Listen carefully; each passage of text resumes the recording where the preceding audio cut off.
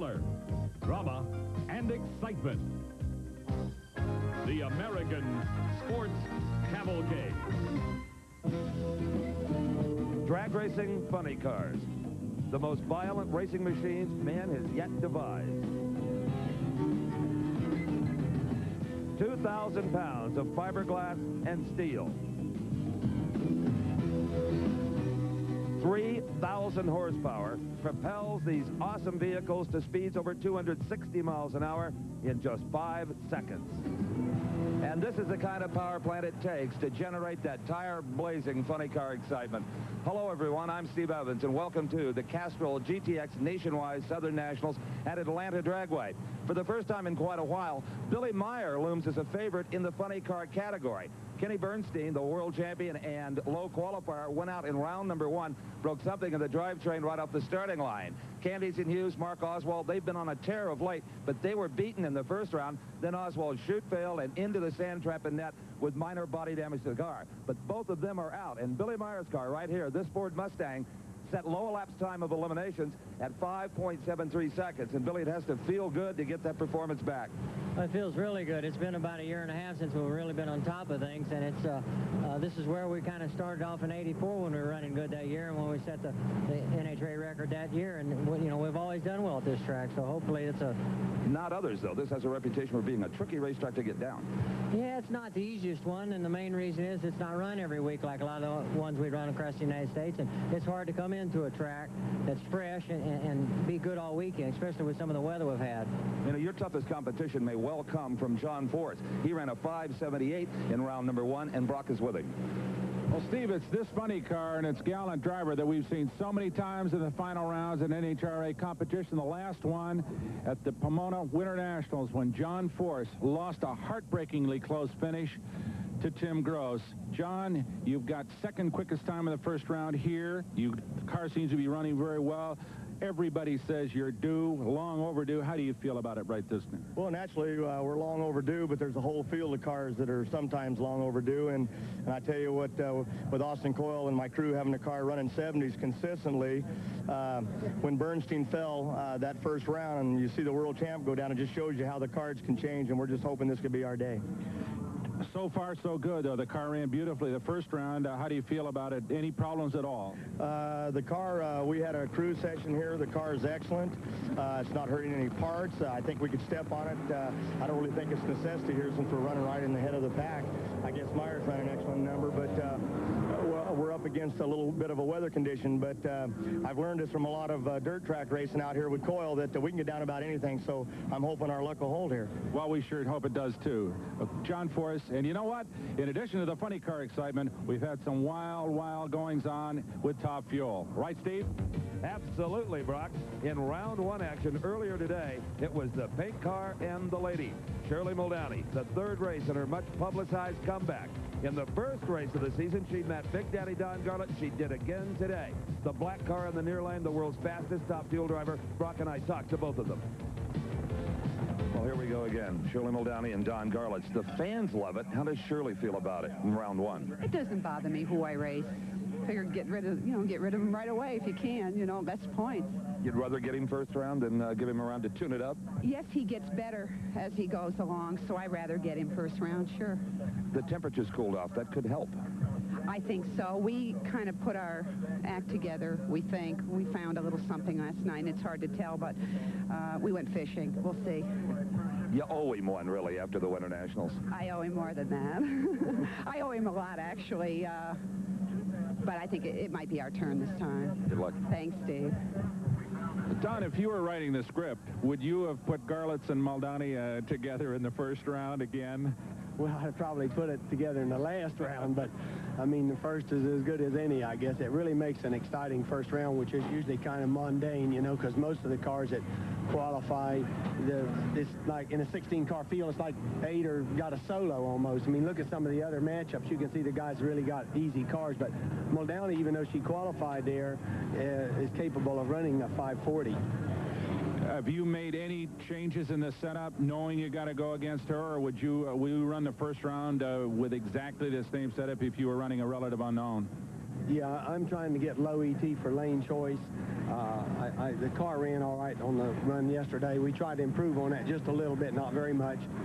Hopefully to get it into the 540s, but no different strategy for Shirley. Okay, good. Well, good luck. Thank you. Appreciate it. Rain showers this morning delayed the start of round number 1 for about an hour, and neither driver knew what to expect from the racetrack. Big Daddy Don Garlits under his Lexan canopy, only the second time out for this revolutionary streamlined automobile, the first to break the 270-mile-an-hour barrier. In the far lane was Shirley Muldowney. She was defeated by Don Garlits at the Winter Nationals, and yet again today, Shirley had an early lead, but her tires lost traction, and it was Garlits defeating her by about 1/10 of a second. And then came a couple of very familiar names at Top Fuel ranks. Old veteran Connie Collette has been around almost since Top Fuel Racing was created. From Michigan, up against Joe Amato, the former world champion, the man who gave up his title to Big Daddy Don Garlits, and the first man to exceed 260 miles an hour. Well, this race, rated as a toss-up, Brock. Connie Collette won 2 national events last year, capable of running big numbers anytime he comes to the starting line. And, of course, Joe Amato's credentials were well known. Off the mark together in the near lane, Amato. With the far lane, it was Collette. And Amato, by less than a car length, survived to go into round number 2 later today. Then came another car that is beginning to develop a streamlined mode that Garlits introduced, Bill Mullins from Arkansas, a man who has won a number of major events at over 50 years old, one of the senior citizens, against the youngster Darrell Gwynn from Miami, Florida, the man who won the first major event of his career, the Winter Nationals at Pomona this year. That's right. He dominated the Winter Nationals. Then he went to the Gainesville Raceway, the Gator Nationals, and blew up just about everything he owned. As he said, one race a champ, the next race a chump.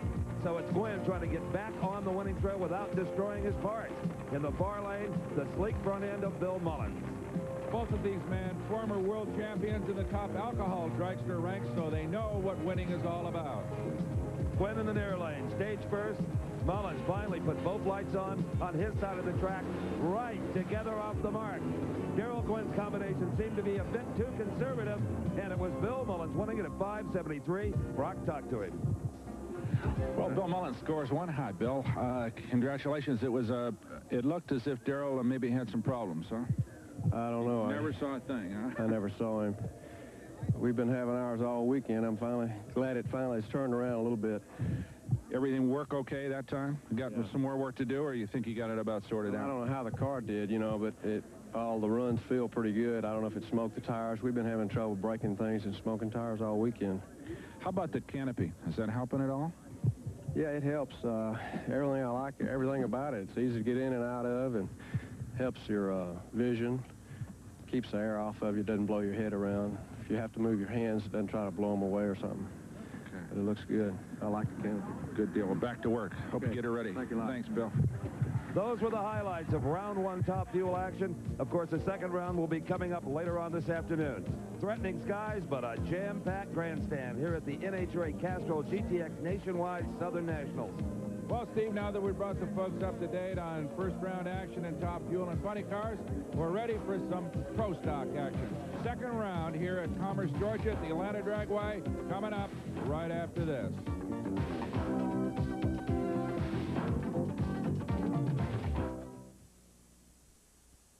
This is Hurricane Shoals in Jackson County, Georgia. Known to the Indians as Yem Trahuchi, the area was first settled in 1787. Now a park owned by the county, it's about 4 miles from Atlanta Dragway, where we have got round 2 of Pro Stock competition coming up. I'm Steve Evans along with Brock Yates, and the Pro Stocks, Brock, indeed do a different kind of a burnout. They sure do. Not quite as theatrical as the Top Fuel and funny cars, Steve. They don't make a pass almost halfway down the strip like some of the faster cars do, but they sure light those old tires up. And then once again, it's the same purpose to get those big rear slicks really hot. The beautiful red Trans Am is driven by Ronnie Manchester from the state of Massachusetts.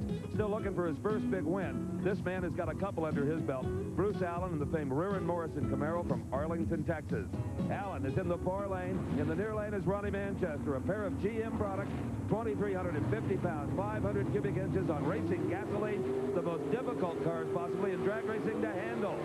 Off the mark together, wheels in the air in typical Pro Stock fashion. It looks like Bruce Allen in the far lane. It is going to be Bruce Allen by a clean car length. He will go on to round number 3 of the semifinals with a 767, 177 miles per hour.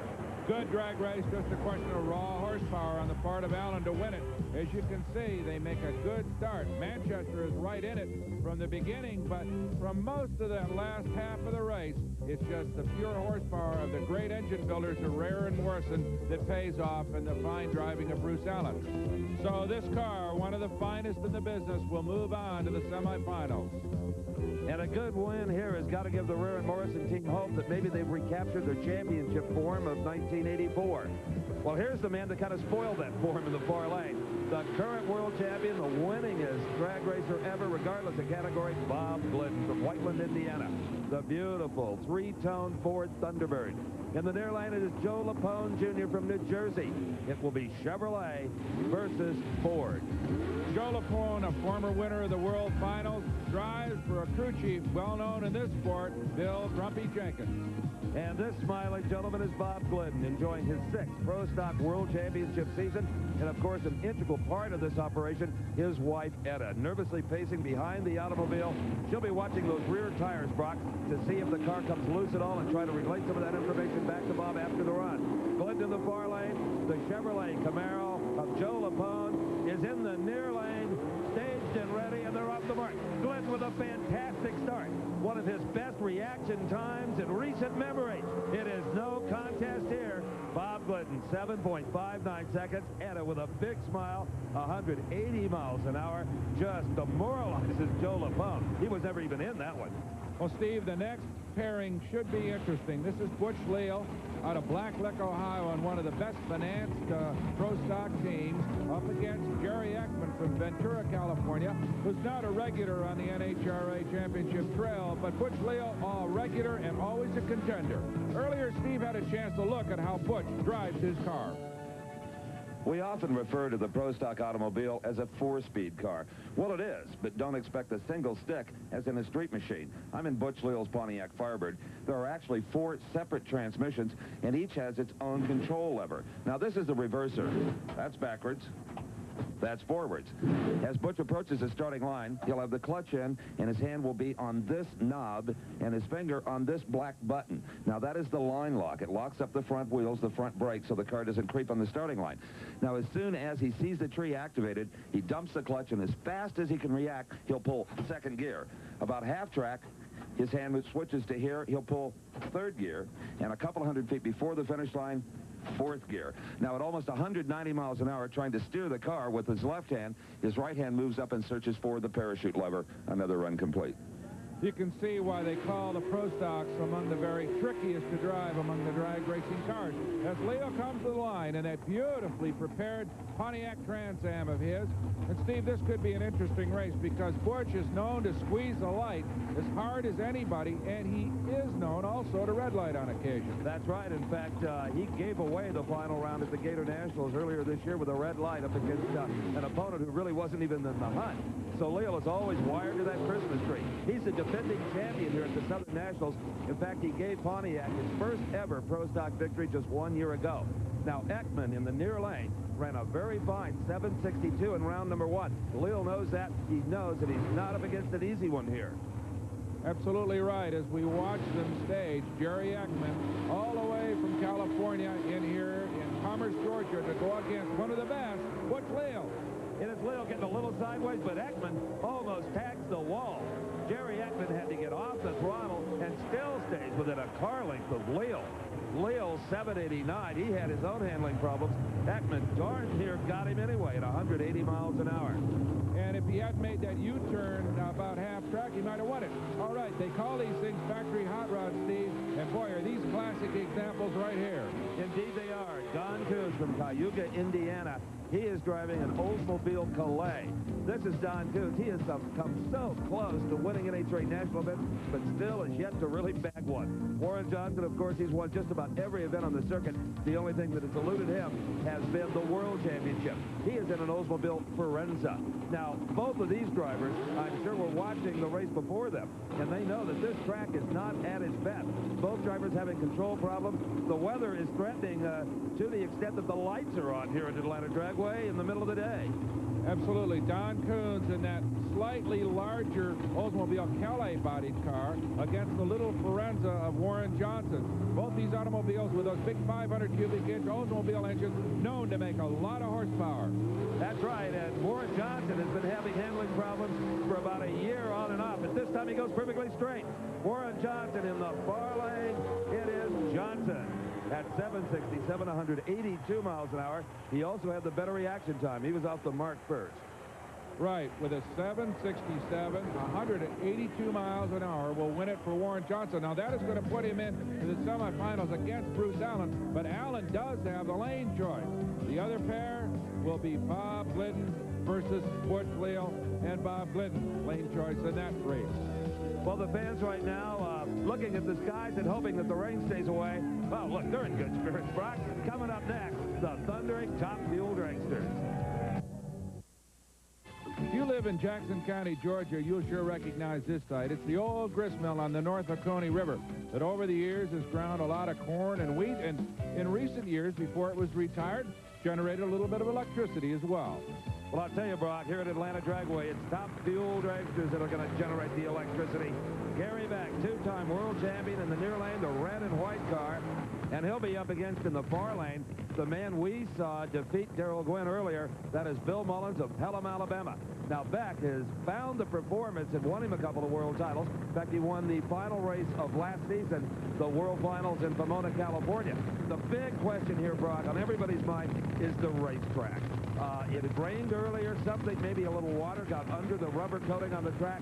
And Gary Beck told me before he strapped into the car, I don't know if this lane can hold my race car.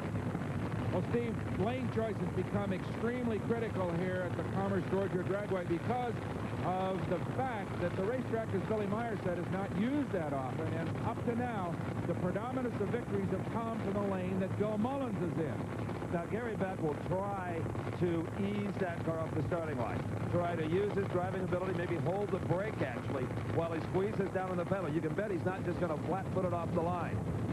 Absolutely not. That lane that Gary's in has shown a lot of difficulties. That guys have lost traction all day long in that lane, whereas Bill Mullins, I would imagine, is going to try to be a little more conservative. Look at this. There was a problem staging there. Gary actually got too far through the beam. He alertly grabbed the reverse gear, got back, and staged without inconveniencing Bill Mullins. Buster Couch, the starter, handled that very nicely.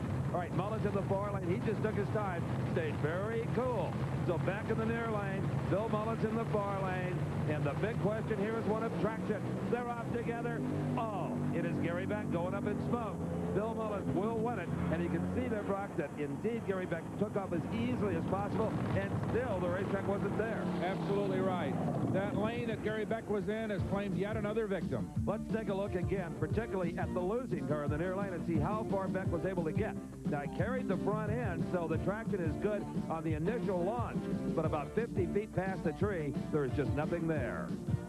So Bill Mullins disposes of Gary Beck with a 577. Not bad, Bill. A little few games played up there on the line, though, right? Well, it wasn't on the line.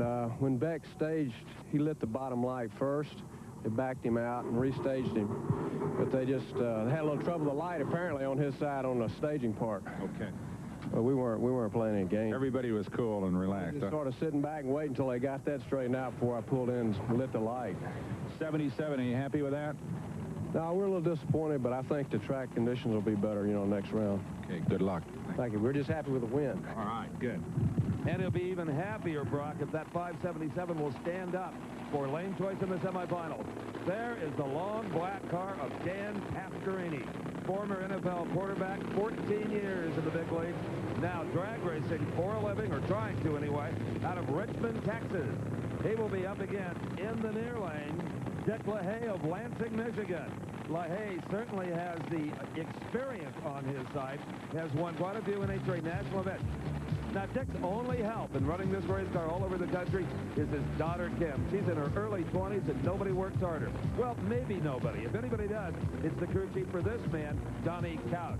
Now, Couch is the only help for Dan Pastorini, and both of these guys are trying to make a living at straightaway drag racing. And both unsponsored, so they are the grassroots of this sport. There's Kim LaHaie Dick's daughter backing her father into the staging lanes. She is a critical element. She is like Etta Glidden. She gets her hands dirty. She carries those engines apart. She is a true mechanic and an interesting young lady as well. There's Donnie Couch, making sure there's plenty of heat in the motor of Dan Pastorini's car. Now, Pastorini served notice just a few weeks ago at the Gator Nationals that he had matured as a drag racer. Beat Shirley Muldowney in round number 1, and it was Pastorini who literally forced Garlits to that 270-mile-an-hour barrier. Pastorini was so close that Big Daddy had to drive it right out the back door and achieve that notable speed. So Pastorini in the far lane, and that is the good lane from what we've seen so far. Absolutely. Could be an interesting matchup. Dick LaHaie in the bad lane. Look at this. Both of them smoking the tires. LaHaie, though, in that same apparent wet spot, he did recover, but it's Pastorini winning it. But as you can see, Dick LaHaie went up in smoke in almost exactly the same place that put Gary Beck out. What a driving job for Dan Pastorini, Brock. It takes most drivers a full 5 years to learn how to pedal a car like this, getting on and off the accelerator and trying to keep those tires hooked up. First, it was LaHaie that smoked the tires, then Pastorini. But there you see the smoke from Dick LaHaie's tires that probably caused his defeat. He recovers nicely and gives Pastorini an excellent run, but it's Big Dan that takes the win. Well, for Dan Pastorini, a victory over Dick LaHaie, a narrow one, but what a driving job. You were working that throttle brilliantly. Well, I just felt it let loose and short-shifted it to get the RPMs back down, and fortunately it just hooked up real well and we were able to get by. It's too close for comfort. Dick's a heck of a competitor, and I raced him before, and he's, you know, what can you say? I'm still a little bit excited. We're not used to this stuff, but it was close at the finish line, I can tell you that. Only 0.05 of a second between you. Yeah, it was a close race all the way, but we'll just go back, see what we can do right now, and be ready for the next round. It'll be Dan Pastorini up against Bill Mullins in the semifinals of the Southern Nationals. And an interesting matchup that's going to be as Pastorini and Donnie Couch get ready to go one more time. But right now, we're going to come back with a look at this automobile, Gary Ormsby's spectacular new Streamliner. He's up next at the Southern Nationals. 15 miles from Atlanta Dragway is the home of the Georgia Bulldogs, the University of Georgia campus in Athens, founded in 1784. And you can bet plenty of the student body is in the grandstands for the Southern Nationals. It's time for more round 2 Top Fuel dragster action. It'll be the battle of the Streamliners. Gary Ormsby's car from California up against the black machine from Florida, Big Daddy Don Garlits. Now, we talked about Garlits' record speed of 272 miles an hour earlier this year. Well, he accomplished that even though he's having a lot of problems with those little unique front wheels. Well, these cars are certainly the shape of things to come. These Streamliners are pioneering efforts. Ormsby's car, based very much on Indianapolis car lines. Gary, a car dealer from up in Northern California, been very successful over the years. But, of course, he's up against the king of the sport, Don Garlits, whose brand-new car has been revolutionary, but not without its problems. When we last saw Don Garlits in Gainesville, Florida, he was busy smashing the 270-mile-an-hour barrier, and the crew is busy after every run repairing the fiberglass nose piece because his unique little 13-inch front wheels were constantly shredding a rubber tire band. Well, Garlits talked then about going to some kind of weird airplane tire, but Big Daddy thought better of it. So here's the new improved version. Now, this is urethane. 6,000 PSI is the strength of the material. What you can't see is that underneath this black material, there's a perforated band through which the urethane is poured. I don't think you could chisel this material off of these front wheels. So Big Daddy is just fine now in the front wheel department. So, as Chief Mechanic Herb Parks has a final word with Big Daddy, both these men, Parks and Garlits, are confident, as Steve reported earlier, that the new front wheels will stay together. You know, it's remarkable, Brock, the enthusiasm that Don Garlits still has for drag racing, as much as he did when he was 24 years of age. 30 years ago, really. But now he's up against one of the best, Gary Ormsby. But remember, Steve, Garlits has lane choice, and cannily, and of course, with all that experience behind him, has picked the same lane that has carried so many other men to victory here today.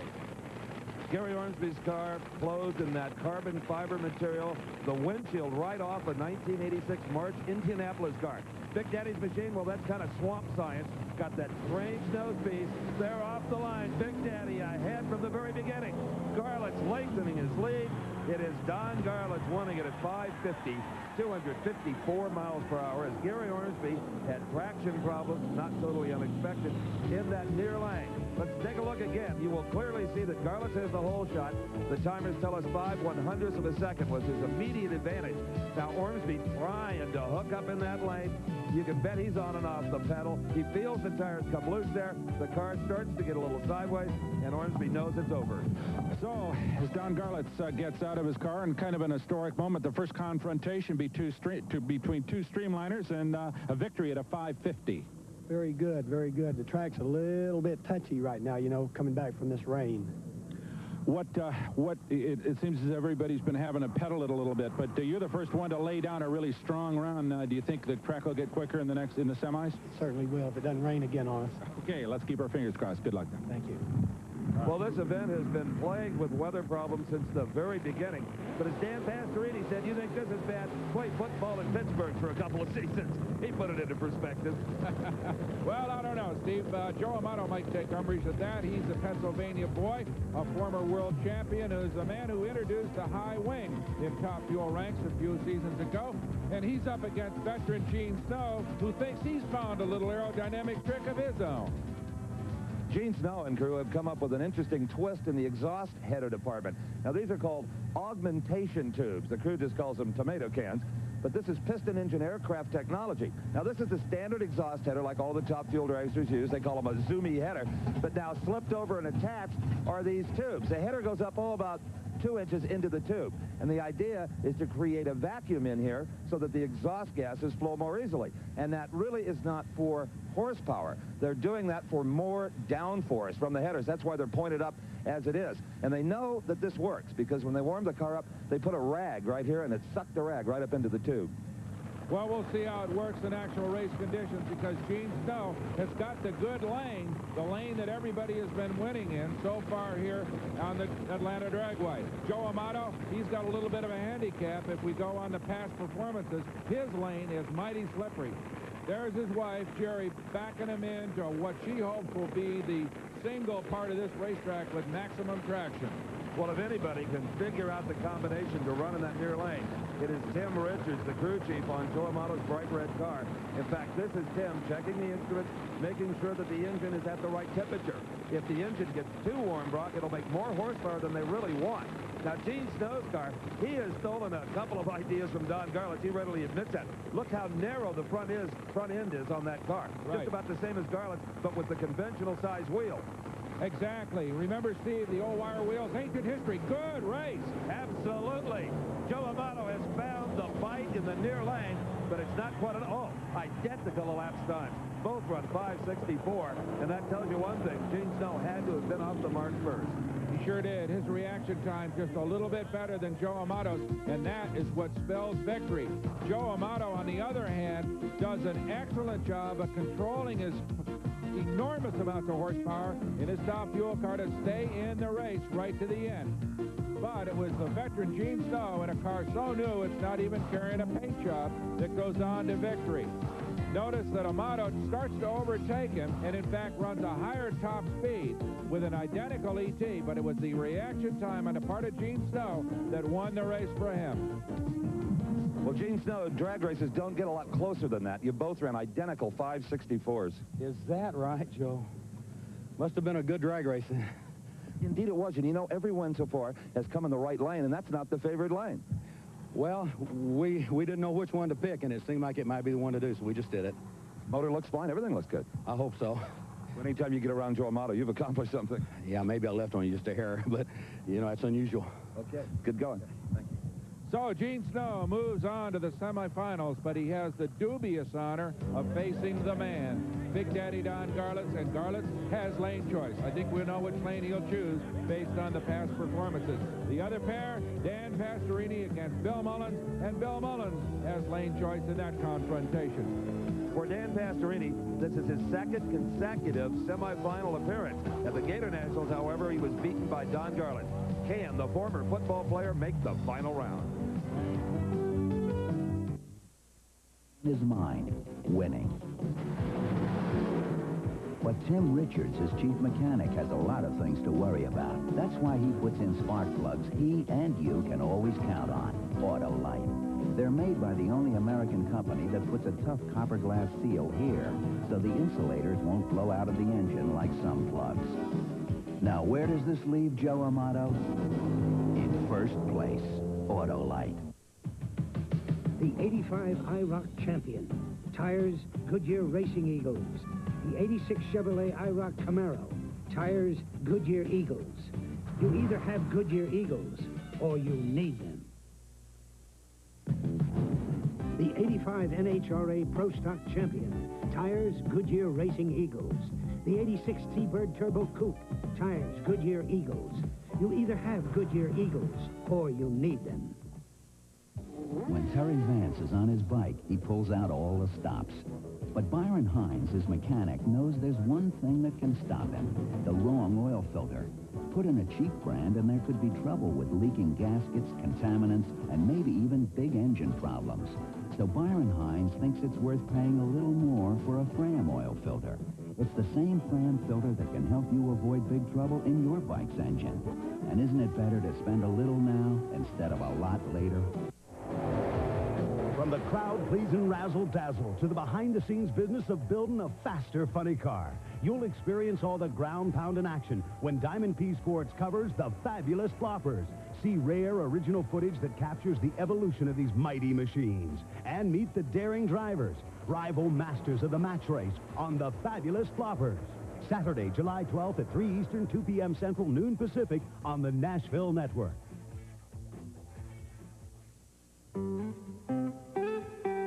Well, it's springtime in Georgia, and all over this beautiful state, the gladiolas are in bloom. But I'll tell you what, the folks that came to the Southern Nationals aren't here to smell the flowers. They're here for a snort of nitro fumes in the funny car competition that we're going to see in a few moments. But before that, let's go to Steve Evans, who's with two-time world champion Gary Beck. Gary, nothing's more distracting to a driver than a staging problem like you had in the second round. Well, yes, Steve, the car didn't stage properly. The second light came on. I backed it up to see where I was. So Buster gave me a little help getting in there, and it is hard, but it's, you know, you have to take it every now and then. That's just part of it. Did you build more heat in the motor than you wanted to? Not really. We were ready. You know, the track conditions changed. This car has an awful lot of horsepower right now, and it's been smoking the tires on the good tracks. You know, and this track is not the very best, but you have to learn to race on them all. So you got to take it as it comes, and you know, we have to try to be able to get down these tracks also. Thanks a lot. All right. Okay, like we promised in funny car time, that is the man we talked to earlier, the perennial runner-up, John Force, and he's going to get Johnny West in the famous Hawaiian car, Steve Evans. And as you well know, Brock, the funny cars are even more demanding when it comes to traction. The engines are in front of the drivers. They don't have nearly the weight over the rear wheel. So this could be more than just interesting. It could even get a little bit frightening with these cars. John Force, he's got the escape hatch open over in the far lane there to get a little fresh air in. Johnny West, well, he's the latest in a long line of drivers who have wheeled the famed Hawaiian cars for owner Roland Leon. Johnny has campaigned his own dragsters and funny cars out of Phoenix, Arizona for years. John Force, well, you described him as the perennial runner-up. Boy, he's getting sick of hearing that. But 6 times he's been in the finals and yet to win one. But right now, with Austin Coyle crewing the car, one of the very best in this business, John Force is running stronger than ever. So this could be his day. He sure feels like it. He's got the good lane at this point. But as you said earlier, Steve, these funny cars with their short wheelbase and their front engines are so squirrely that it really is anybody's race. And you know, the lane imbalance can change in a matter of minutes. We've seen it happen so many times. The right lane will be favored, and all of a sudden it'll be the left lane and back to the right. Depends a lot on the weather. The more action this near lane sees, possibly the better it's going to get. So Johnny West, and he has run on more slick tracks than anybody. There isn't a track anywhere in Arizona that doesn't have a coat of sand on it just about every time you go to the starting line. So Johnny West has got plenty of experience. Oh, and they both lose traction. Johnny West and John Force all over the racetrack. It is John Force getting there first, but it'll be interesting to see if maybe he didn't cross that center line. Well, we're going to have to take another look at it. Johnny West is declared the winner to 684. and it appears that Force did cross the line. That, of course, is absolutely taboo in NHRA competition. Let's take one more look. Both cars go up in smoke almost simultaneously, and from there on, it looks like a dirt track race, broad sliding down the racetrack. Here's another look. It looks as if both cars leave almost simultaneously, but from there on in, they're out of control. You see Force heading right for the center line. For a moment there, West starts to head toward him as well. But it's Force with more traction problems, and he crosses the center line. You can see the tire mark and the telltale crossover of that center line, which puts him out. John Force declared an instantaneous loser based on that crossing. Johnny West goes on to win it. Well, John, it had to be a heartbreaker when your crew got down and told you that you had crossed the center line. I don't know what to say. It just, we knew it was edgy from the dragster's coil. Said drive it off, and I gave her like 3/4 throttle, and she launched, and it exploded him, and I moved around a lot, and I lost a little vision because the smoke come in the cockpit. And next thing I know, I didn't know for sure, because when I come off the center line, and it was trucking pretty good, and I just drove her, and yeah, they told me. NHRA went down and made a close inspection of where you crossed, and indeed you did. Well, there's no doubt. Buster don't cheat nobody, so I ain't got no problem there. Sorry to see you out. This looked like it could have been your car race. Yeah, we were running hot, and like I say, it's nobody's car race till the final. You know how that is. Brock's with the guy who benefited from all this. But Johnny, that was a tense one. It looks as if John crossed the finish line. Did you figure you had him beat anyway? Well, not really. We both went up in smoke in low gear, and then all of a sudden I got out of mine and tried to get back into it, and it finally started catching up to him in low gear, and I just strung it out as long as I could, and I just barely caught him in the lights, but I think he went ahead and beat me, but apparently he crossed the center line, and that gave us the win. All right, the next pair, fired and ready. You're looking at the beautiful car of Tim Gross from Southern California. Now, the last race that we covered for you, the Gator Nationals in Florida, Tim had a unique body with the headers coming up through the hood and all of that. He abandoned that whole project. He said, I don't have time to develop things like that when I got to race cars like this. That is the legendary Blue Max, owned by Raymond Beadle and shoed now by John Lombardo. Raymond Beadle drove an earlier Blue Max to 3 world championships. Lombardo has a big seat to fill, but so far he's done a very good job. He sure has, but he's up against a formidable opponent in Tim Gross, a young man that has paid his dues in this sport, has gone on to win a couple of big ones recently, but it's a long time coming. John Lombardo, a very cool customer, a man who's driven his own cars over the years, but now with Raymond Beadle. And that is Dale Emery, the longtime crew chief for the Blue Max. For Tim Gross, as you said, Brock, he has won a couple of them. He won one last year and won the opening event this year, the Winter Nationals. And his crew chief is his girlfriend, Barbara Hogan. Well, Tim Gross finally has some sponsorship support that he lacked for years and years and years, raced as an independent and did a good job, but now he's got the financial backing to make a race out of it. Tim Gross instantly up in smoke. He has no hope of catching the fleeing Blue Max. It is John Lombardo going into the semifinals at 5.93, 244 miles an hour. That's a time that normally wouldn't even qualify, but obviously that's not the important thing today. It's getting the win light. This man has seen a couple already today. Big Daddy Don Garlits getting ready for his semifinal match. And we'll be back to the Southern Nationals after this. This is Athens, Georgia, and how's this for your basic college dormitory? In 1839, it said that General Robert Taylor moved all the way from Savannah to Athens and built this house just so his son could attend the University of Georgia. Not bad digs. Now we're back at the racetrack, and that's Gene Snow getting ready for his race with Big Daddy Don Garlits in the semifinals.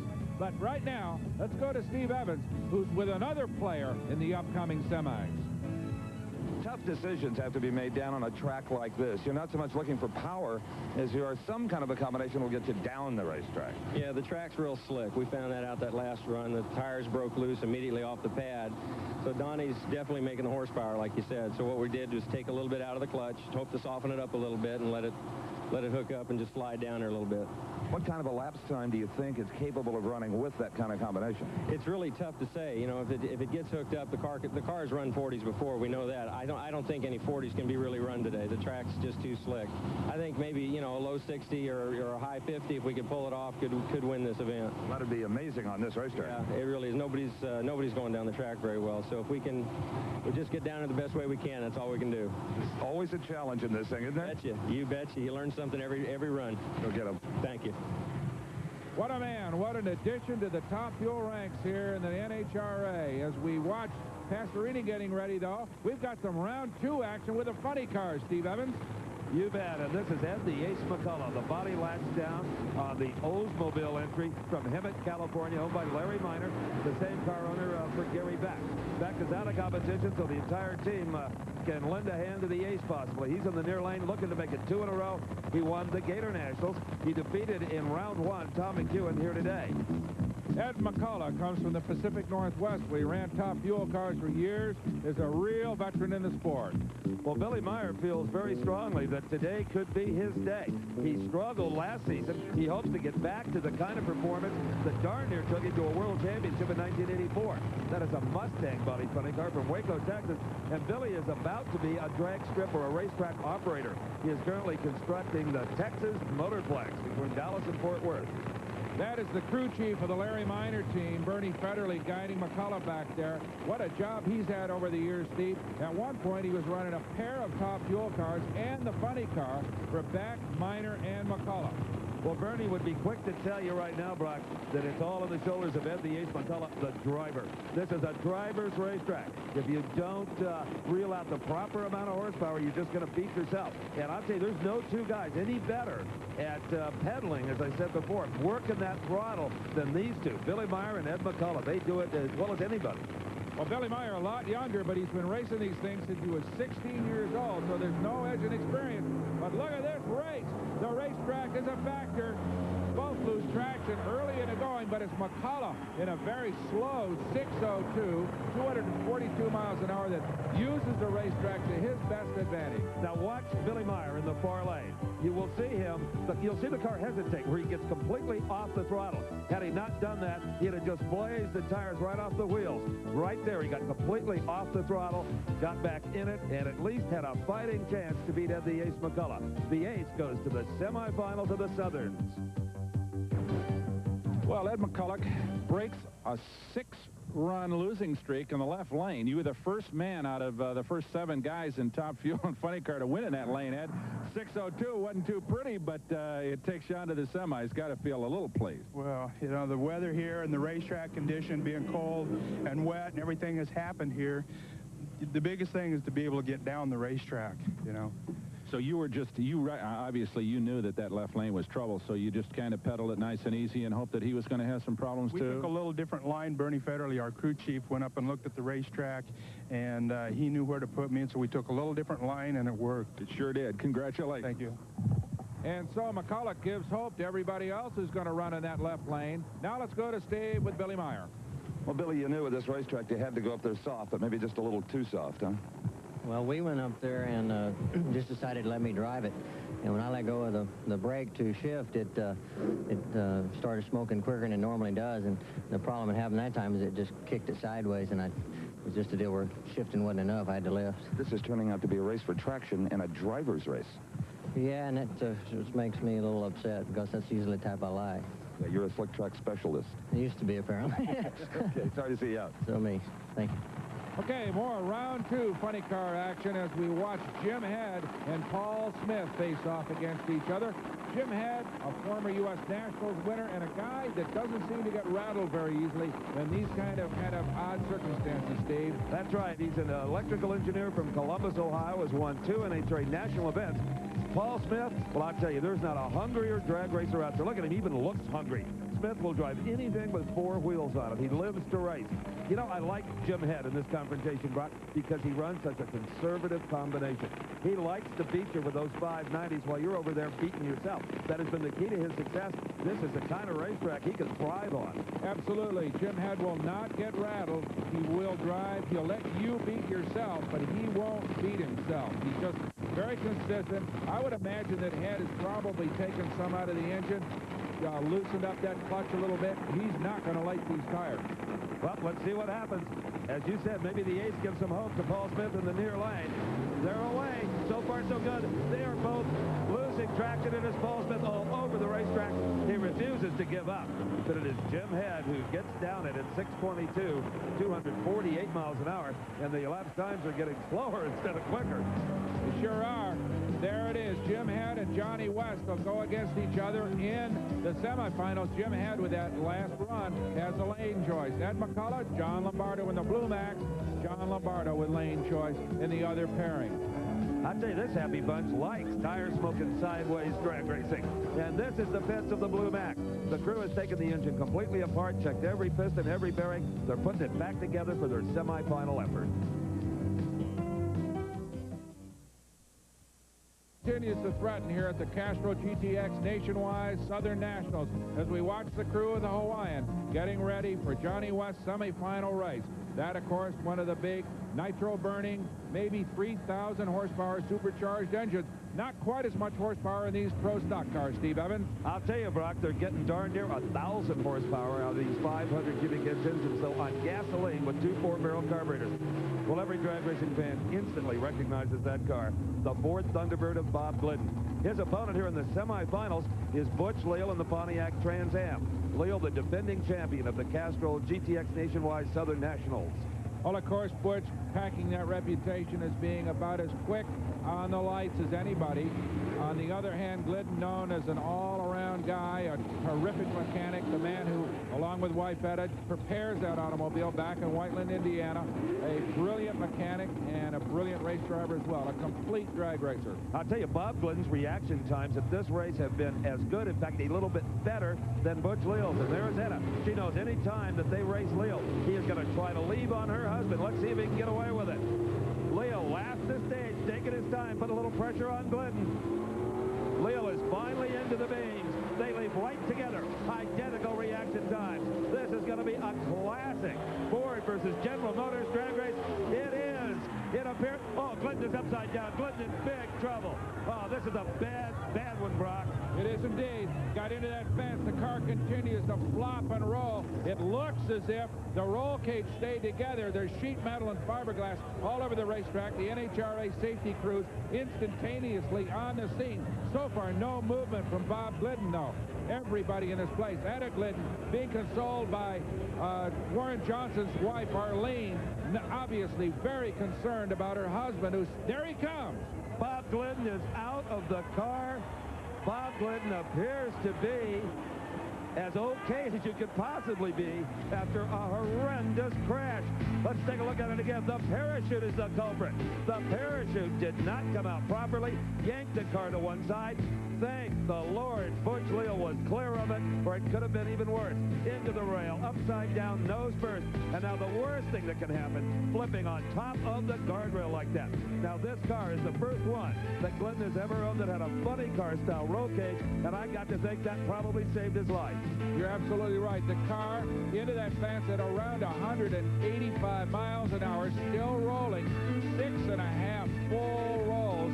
You see all that bodywork coming loose, but you don't see any of the roll cage coming apart. Bodywork, you can lose. Roll cage, absolutely critical to the survival of this world champion, and it appears at this moment that he is going to be all right. Well, there's the world champion standing tall and straight, being consoled by his oldest son, Billy.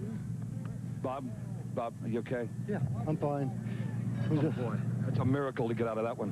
All I can do is thank the chassis builder, Jerry Haas.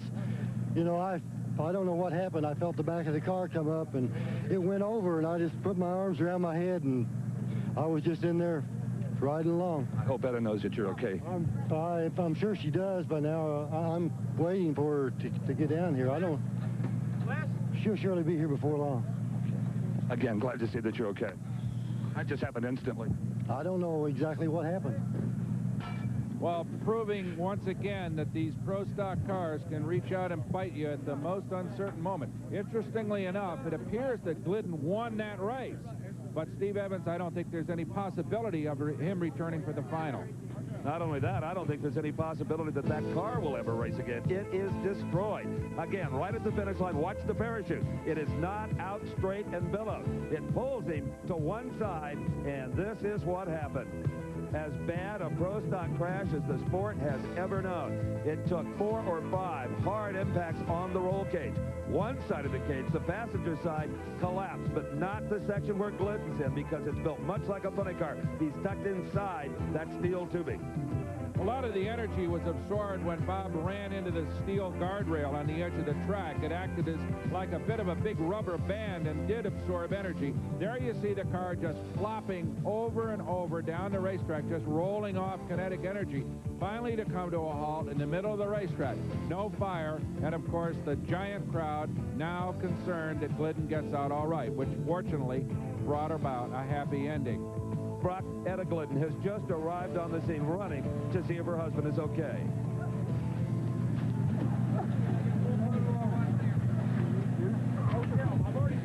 Steve, I lied to you, hon? Yeah, what a good shot. Okay, bud? Oh, yeah. In some ways, Bob is in better shape than Etta. Few couples more devoted to each other than the Gliddens.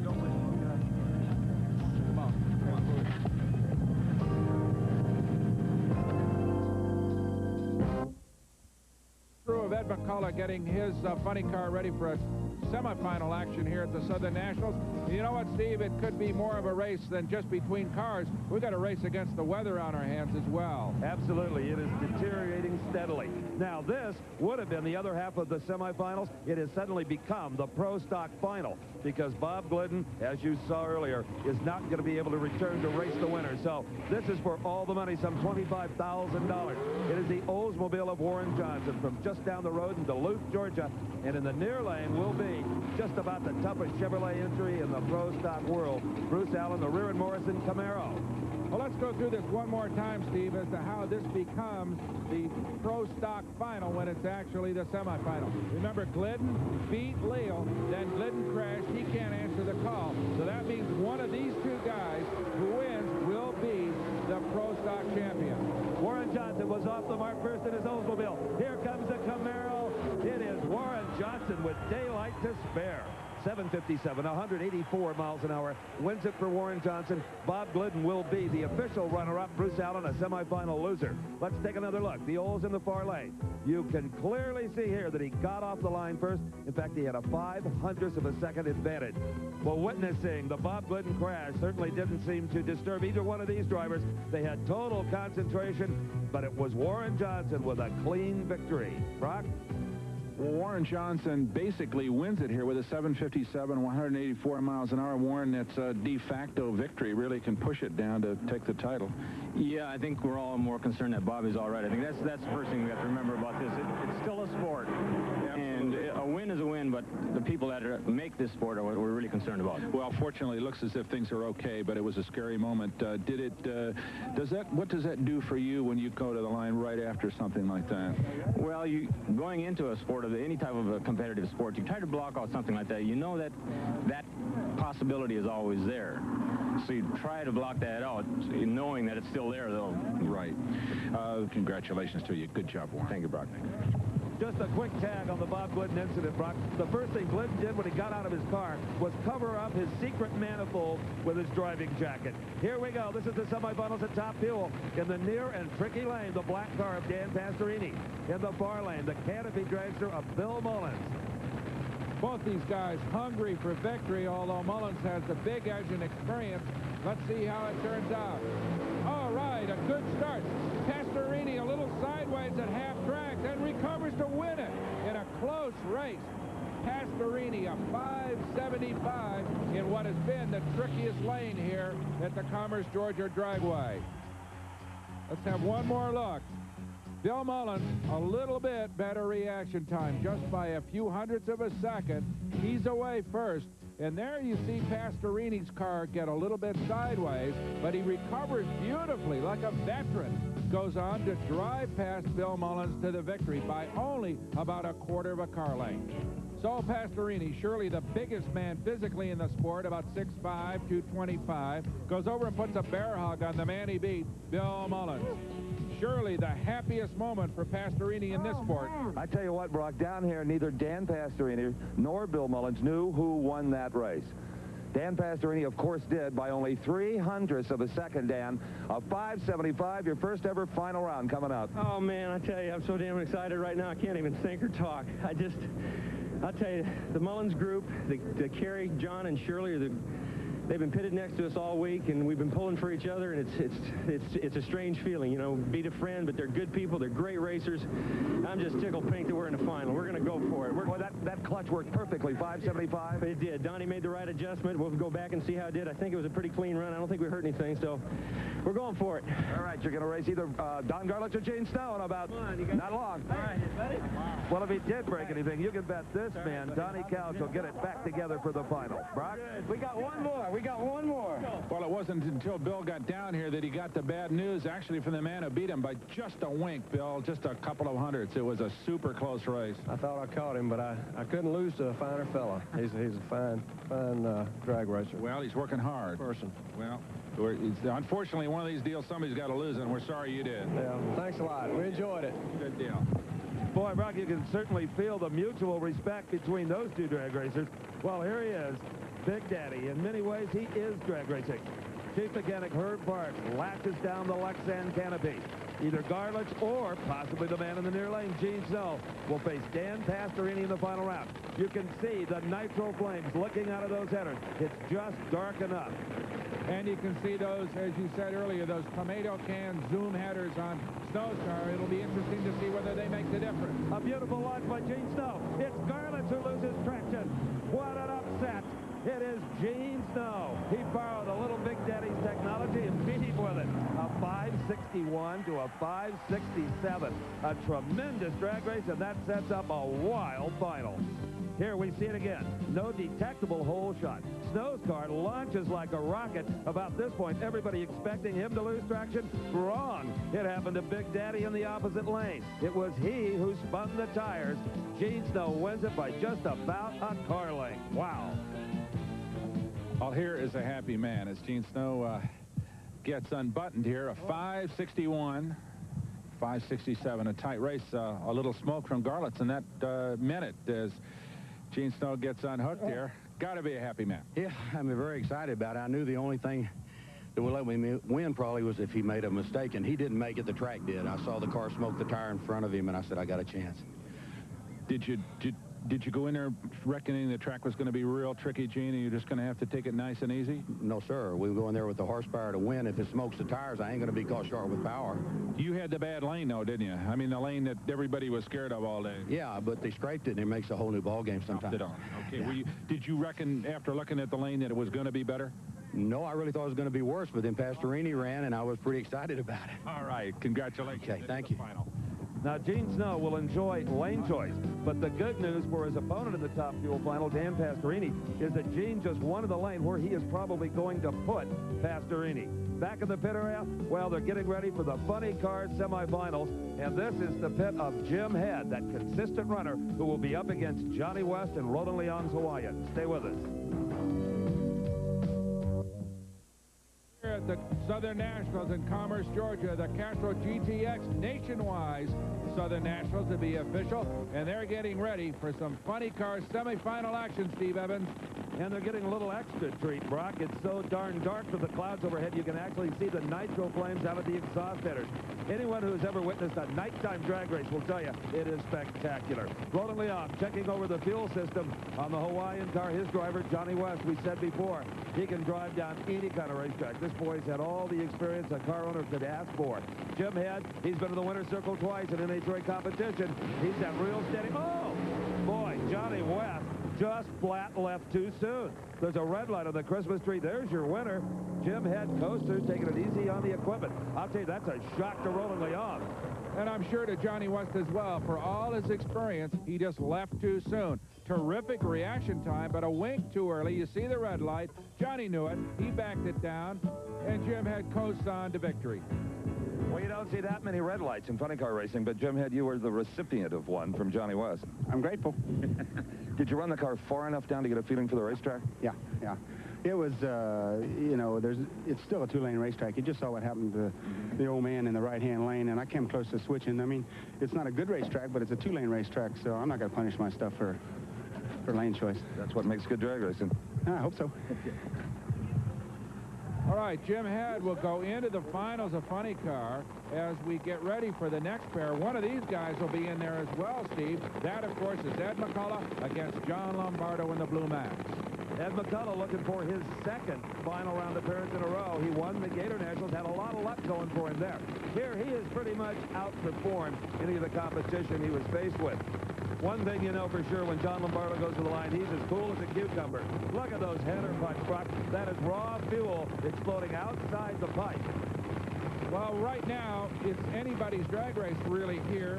It's become a case where whenever Kenny Bernstein goes out, which he did in the first round, there are about 6 or 7 guys, including this pair, that are very much capable of winning. So, yeah, I would say this is about a toss-up, wouldn't you? Absolutely. I wouldn't bet a bob on either one of them here. All right, the final race in the semifinal. Dennis McCullough away first. Lombardo breaks something. And the ace McCullough validates what Jim Head just said. It's a 2-lane racetrack. A 595 for McCullough at 252 miles an hour. And Brock, I will just guess that Lombardo broke a transmission because the power went away right at the point where you shift. And that sets up an outstanding funny car final between Ed McCullough of California, Jim Head of Ohio. McCullough will have the lane choice, but that's not going to bother Jim Head a bit. Brock? So, Ed McCullough rolls into the finals with a 595. That gives you lane choice against Ed, and the racetrack seems to be straightening up a little bit, too. Well, I think everybody's, I don't know if the racetrack's straightened up. I think everybody's, real leery of the racetrack. So they've got the power backed out of it and, try to get down the racetrack without smoking tires. Will a 595 win it here, do you think, Ed? Yeah, I think it will. Do you? Yeah. So you're not going to put any more power back in, or you're just going to nice and easy, huh? You can't win this race if you're out there smoking the tires. So the guy that goes down the racetrack, I think will win the race. Okay, well, I hope that strategy pays off. Thank you. And now let's go to Steve with a disappointed John Lombardo. Well, for John Lombardo, a lose here in the semifinals, and certainly no one likes that. Did something go wrong with the car, John? Yeah, I broke the transmission or rear end. I got out a couple hundred feet and let go. That seems to be the weak link in these cars. Yeah, when they start shaking, the reversers in them are real weak, and that's where they seem to have a tendency to let go. Thanks, John. Thank you. So the cast of characters is set for the Top Fuel and Funny Car finals here. In the meantime, the crews are preparing the racetrack, but we've got a threat of rain. Let's hope it holds off.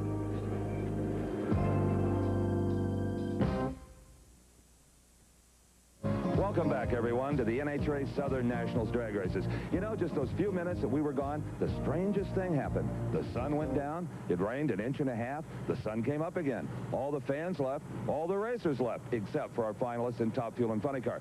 What I'm trying to say is, for you, it's today. For Brock and I, it's tomorrow. No, that's not right. For Brock and I, it's today. For you, it's yesterday. Now, forget it. Let me ask you a question. Would you sell a used car to this man?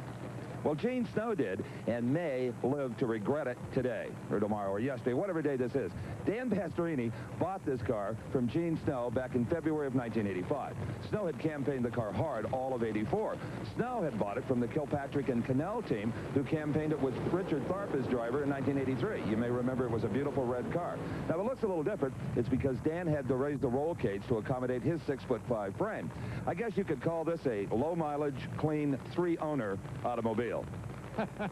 Right, Steve, and whatever day it is, we're here, and we've got ourselves a funny car final coming up before we get a look at Dan Pastorini. That's Jim Head over there. Remember, he coasted through on an easy pass after Johnny West red-lighted, and, of course, Ed McCullough still hanging in there, running in what we thought was the bad lane yesterday, but right now, it's probably heads-up racing. Oh, absolutely. The weather conditions couldn't be better today. This is McCullough in the near lane, Head in the far lane. I think any thoughts of this being a marginal racetrack, you can forget that. This is a whole new ball game now. They better have come to the starting line with some horsepower. And probably a different combination. Yesterday was cold and muggy. Today, clear and chilly, but very dry. So let's see who does it. Who's got the right combination? They are side by side. Neither has an advantage. It is, the electronic wind judge says, Ed McCullough. Ed McCullough and Larry Minor's Oldsmobile. How about this, Brock? Identical elapsed times, 6 flat. Beautiful drag race all the way. These guys had this track handled. Their clutches were perfectly adjusted. It was merely a question of McCullough's slightly better reaction time. You can see right there. But from there on in, it was an absolute heads-up drag race. As you said, absolutely equal ETs, not particularly fast, still slow, 6.0 seconds. But a winner here at the Southern Nationals, Ed McCullough. Ed the Ace McCullough makes it 2 NHRA championships back-to-back. First, the Gator Nationals, where you were a little lucky. Boy, you won this one clean and fair, Ace. I tell you, Steve, that was a real close drag race right there. Thing left, went out there, fluttered the tire just a little bit. I couldn't see him, and I tell you, just going into the lights, I saw that red fender out there, and I says, oh, come on, finish line. I don't think Jim knew who won either. Yeah, it was real close. Sorry we didn't get it off earlier, you know, last night, but I'm glad the results are this way. Well, it's a good thing you won when you did, because then your luck changed and your glasses broke. Well, I tell you, maybe now we can afford to buy some new glasses. Indeed. Congratulations again to you and Larry Miner and the entire team from Hemet, California. Thank you. All right, a very popular winner here. Ed the Ace McCullough makes it 2 in a row. Now come a pair of men, neither of whom have won recently. Gene Snow, the veteran, he's won some funny car titles and some Top Fuel titles. But Dan Pastorini, never a victory, Steve, never a final race. But this is only his second season. You know, we talked about Dan Pastorini and his used car. Well, I asked Gene Snow about that just before they buckled up. Gene, haven't you ever heard the old adage, you never sell a used car to a friend because it could come back to bite you, like Pastorini?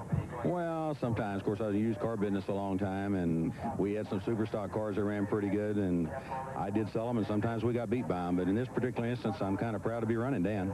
You not only sold him the car, you helped him learn how to drive it. Well, we were at Green Valley, and I signed his license off, but he didn't need a whole lot of help. He jumped right into it. Did you think the old car still had what it took? Yeah, it still does. It ran some 40s at Gainesville, and I think it's as good as there is around. I don't know. Everybody's talking about your new car being maybe as good as there is around. Well, it's really not any different. It just looks a little bit different. Our little collector headers and a few things like that, but won't be long till everybody has it probably. Never takes long. Good luck to both of you. Appreciate it. Thank you. So a couple of old pals racing here. Remember, Gene Snow said that he signed Dan Pastorini's Top Fuel license. You have to have a licensed driver say he's qualified to run. Look at this. We may have some problems with Gene's car, Steve. The reverser has gone away. The crew alertly out there pushing him back. That should not present any problem for him because they're getting it back very quickly. You know what, Brock? This is the first ever all-Texas Top Fuel final. Pastorini lives in Richmond, Texas. Gene Snow in Fort Worth. And you know, Brock, Pastorini almost didn't come to the Southern Nationals. His racing bank account has a zero balance. They have no parts in the trailer. Donnie Couch quit his job as a truck driver to volunteer his time to rent on this car. So the prize money here, if Pastorini could win it, could keep him on the road for a few more events. Well, he's got himself a little bit of a payday no matter what, because the finals do pay off pretty well, but he'd sure like to take home his first ever NHRA title today. Pastorini in the near lane. Gene Snow in the far lane. It's a shame these grandstands aren't packed to see this. We're glad you're aboard with us, though. You see the front wheel of Snow inching into that beam. Now Pastorini's. This is the final race of the NHRA Southern Nationals.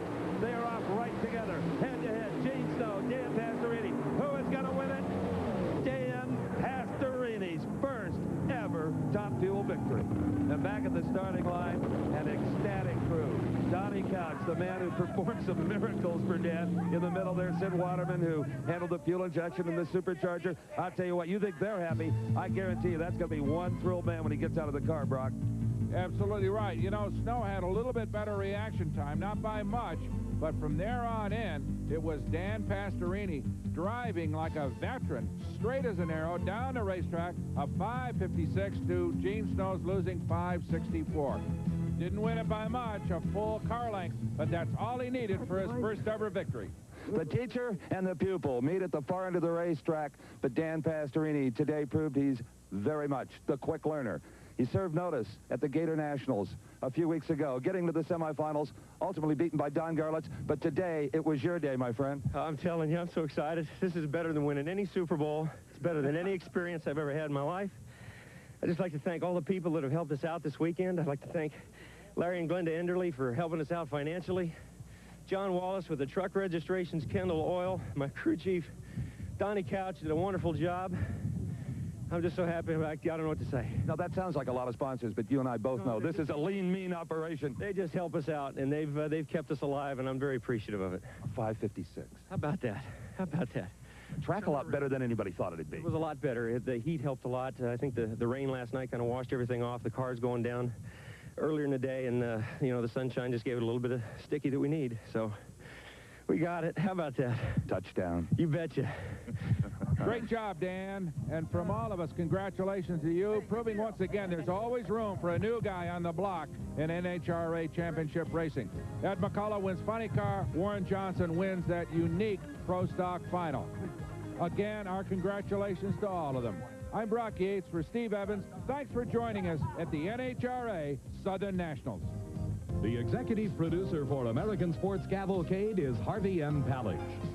Produced and directed by John B. Mullins. Promotional consideration provided for and a fee paid by the Style Auto World Championship Team, the nation's premier source of fast lane fashion. Style Auto, the champion's choice for the style of your life.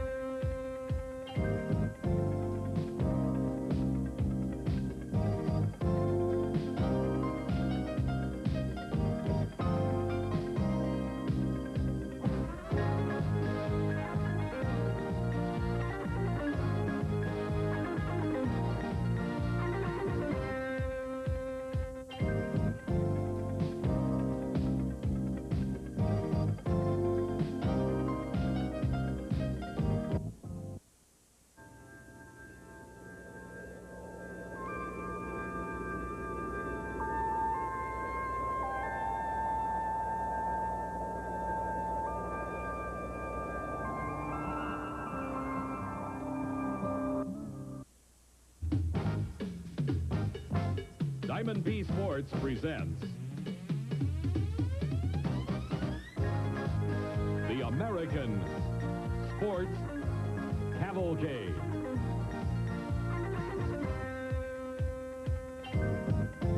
A panorama of speed, color, drama, and excitement. The American Sports Cavalcade.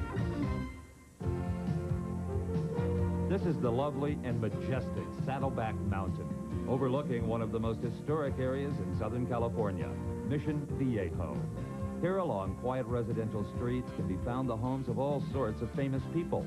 On one such street can be seen the home of the president of the company that makes colored paper clips. Nearby, the residence of the doctor who invented flavored dental floss. And then there's this humble abode, home sweet home to television commentator Steve Evans. Hello, I am that Steve Evans.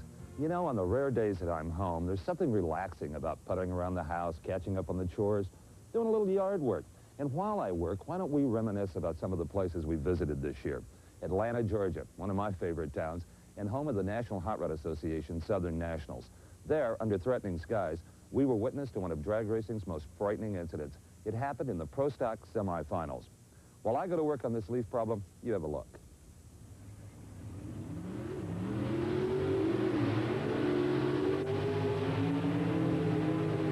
Well, every drag racing fan instantly recognizes that car, the Ford Thunderbird of Bob Glidden. His opponent here in the semifinals is Butch Leal in the Pontiac Trans Am. Leal, the defending champion of the Castrol GTX Nationwide Southern Nationals. Well, of course, Butch packing that reputation as being about as quick on the lights as anybody. On the other hand, Glidden, known as an all-around guy, a terrific mechanic, the man who, along with White Pettit, prepares that automobile back in Whiteland, Indiana. A brilliant mechanic and a brilliant race driver as well. A complete drag racer. I'll tell you, Bob Glidden's reaction times at this race have been as good, in fact, a little bit better than Butch Leal's. And there's Etta. She knows any time that they race Leal, he is going to try to leave on her husband. Let's see if he can get away with it.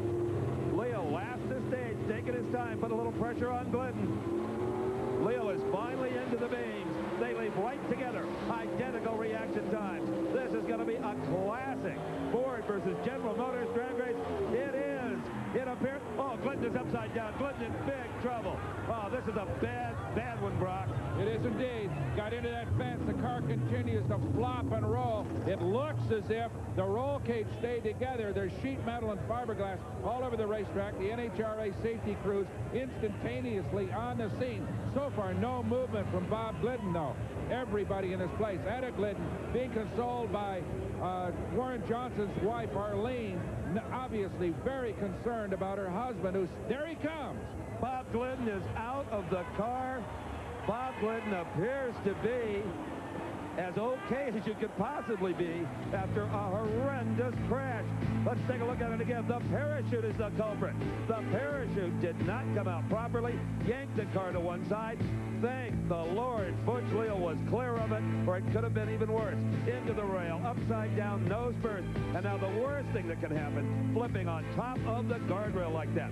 Now this car is the first one that Glidden has ever owned that had a funny car style roll cage, and I got to think that probably saved his life. You're absolutely right. The car into that fence at around 185 miles an hour, still rolling 6.5 full rolls. You see all that bodywork coming loose, but you don't see any of the roll cage coming apart. Bodywork, you can lose. Roll cage, absolutely critical to the survival of this world champion, and it appears at this moment that he is going to be all right. Well, there's the world champion standing tall and straight, being consoled by his oldest son, Billy. Bob, are you okay? Yeah, I'm fine. Oh, boy. It's a miracle to get out of that one. All I can do is thank the chassis builder, Jerry Haas. You know, I don't know what happened. I felt the back of the car come up, and it went over, and I just put my arms around my head, and I was just in there riding along. I hope Etta knows that you're okay. I'm sure she does by now. I'm waiting for her to get down here. She'll surely be here before long. Again, glad to see that you're okay. That just happened instantly. I don't know exactly what happened. Well, proving once again that these pro stock cars can reach out and bite you at the most uncertain moment. Interestingly enough, it appears that Glidden won that race. But Steve Evans, I don't think there's any possibility of him returning for the final. Not only that, I don't think there's any possibility that that car will ever race again. It is destroyed. Again, right at the finish line, watch the parachute. It is not out straight and billowed. It pulls him to one side, and this is what happened. As bad a pro stock crash as the sport has ever known. It took 4 or 5 hard impacts on the roll cage. One side of the cage, the passenger side, collapsed, but not the section where Glidden's in, because it's built much like a funny car. He's tucked inside that steel tubing. A lot of the energy was absorbed when Bob ran into the steel guardrail on the edge of the track. It acted as like a bit of a big rubber band and did absorb energy. There you see the car just flopping over and over down the racetrack, just rolling off kinetic energy, finally to come to a halt in the middle of the racetrack. No fire, and of course the giant crowd now concerned that Glidden gets out all right, which fortunately brought about a happy ending. Brock, Etta Glidden has just arrived on the scene running to see if her husband is okay.